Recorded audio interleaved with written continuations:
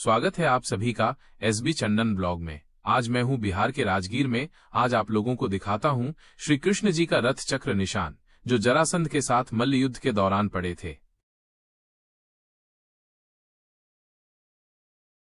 मठ मंदिरों की आध्यात्मिक नगरी राजगीर का महाभारत कालीन विरासत श्री कृष्ण रथ चक्र निशान पर्यटन स्थल के रूप में सुप्रसिद्ध है। यहाँ की मिट्टी का माथे पर तिलक लगाकर पर्यटक भगवान श्री कृष्ण का स्मरण और सभी के कुशल मंगल की कामना करते हैं। यह पर्यटन स्थल पुरातत्व विभाग के अधीन है। राजगीर गया मार्ग स्थित उदयगिरी पर्वत की तलहटी में स्थित कृष्ण रथ चक्र दाग स्थल सैलानियों के लिए आस्था का केंद्र है, जहाँ पर पुरातत्व विभाग ने एक बोर्ड लगाया है, जिसके मुताबिक यहाँ के चट्टानी सतह पर लगभग 30 फुट तक 2 गहरे समानांतर 10 इंच तक के साइज में खांचे के निशान हैं, जो इस चट्टानी निशान को रहस्यमय बनाते हैं। रथ के निशान के आसपास चट्टान में उत्कीर्ण 5वीं शताब्दी ई की गूढ़ लिपि में कुछ लिखा है, जो रहस्य को गहरा करता है। पुरातत्व विभाग के अनुसार चक्कों का लीक निशान है, जो ईसा की चौथी 5वीं शताब्दी की होगी। धर किंवदंतियों के अनुसार भगवान श्री कृष्ण जब इस रास्ते से गुजरे थे, तब उनके रथ के पहियों का निशान यहाँ उखड़ गया था। कहा जाता है कि जब मथुरा से अपनी सेना सहित श्री कृष्ण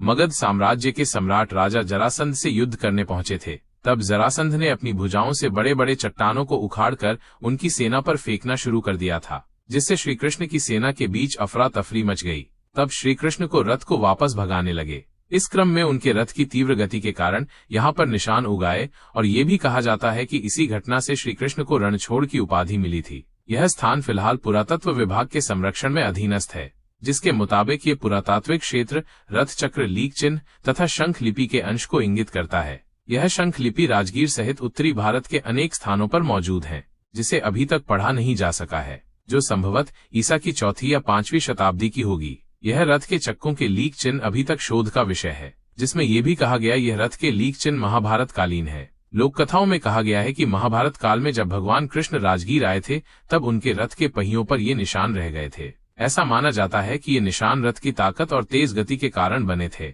यह विशिष्ट स्थान राजगीर के सबसे प्रसिद्ध पर्यटक आकर्षणों में से एक है, क्योंकि आप रथ के पहिए के निशानों के आसपास की नक्काशी भी देख सकते हैं, जिन्हें रथ मार्ग के निशान भी कहा जाता है। इतिहासकार अभी भी नक्काशीदार लिपि में इस्तेमाल की गई भाषा के बारे में अनिश्चित हैं, जिसे पहली से 5वीं शताब्दी ईस्वी तक का माना जाता है। सर्दी और शुरुआती वसंत ऋतु, जो आमतौर पर अक्टूबर से मार्च तक चलती है, राजगीर के रथ चक्र चिन्हों को देखने के लिए सबसे अच्छा समय है। साल का ये समय राजगीर के आसपास के आकर्षणों के साथ साथ प्राचीन स्थल की खोज के लिए बहुत अच्छा है, क्योंकि यहाँ का मौसम सुहाना और ठंडा रहता है, जबकि अप्रैल से जून तक के गर्मियों के महीने बाहरी गतिविधियों के लिए गर्म और असुविधाजनक हो सकते हैं।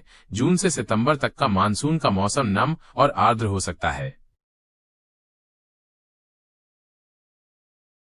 राजगीर मगध भारत के बिहार राज्य के नालंदा जिले में स्थित एक ऐतिहासिक नगर है। ये कभी मगध साम्राज्य की राजधानी हुआ करती थी, जिससे बाद में मौर्य साम्राज्य का उदय हुआ। राजगृह का ऐतिहासिक और धार्मिक महत्व है। वसुमतीपुर, बृहद्रथपुर, गिरिब्रज और कुशग्रपुर के नाम से भी प्रसिद्ध रहे राजगृह को आजकल राजगीर के नाम से जाना जाता है। पौराणिक साहित्य के अनुसार राजगीर ब्रह्मा की पवित्र यज्ञ भूमि, संस्कृति और वैभव का केंद्र तथा जैन धर्म के 20वें तीर्थंकर मुनि सुव्रतनाथ स्वामी के गर्भ, जन्म, तप, ज्ञान कल्याणक एवं 24वें तीर्थंकर महावीर स्वामी के प्रथम देशना स्थली भी रहा है। साथ ही भगवान बुद्ध की साधना भूमि राजगीर में ही है। बुद्ध के जीवन की कई महत्वपूर्ण घटनाएं, जैसे कि पहली बौद्ध परिषद राजगीर में हुई थी। राजगीर में कई जैन मंदिर और तीर्थस्थल हैं, जिनमें जल मंदिर भी शामिल है, जो एक महत्वपूर्ण तीर्थस्थल है। इसका जिक्र ऋग्वेद, अथर्ववेद, तैत्तरीय उपनिषद, वायु पुराण, महाभारत, वाल्मीकि रामायण आदि में आता है। जैन ग्रंथ विविध तीर्थकल्प के अनुसार राजगीर जरासंध, श्रेणिक, बिम्बसार, कनिक आदि प्रसिद्ध शासकों का निवास स्थान था। जरासंध ने यहीं श्री कृष्ण को हराकर मथुरा से द्वारिका जाने को विवश किया था। वीडियो अच्छी लगी हो तो लाइक जरूर कर दें, और जो सब्सक्राइब नहीं किए हैं वो सब्सक्राइब जरूर कर दें। धन्यवाद। जय श्री कृष्ण।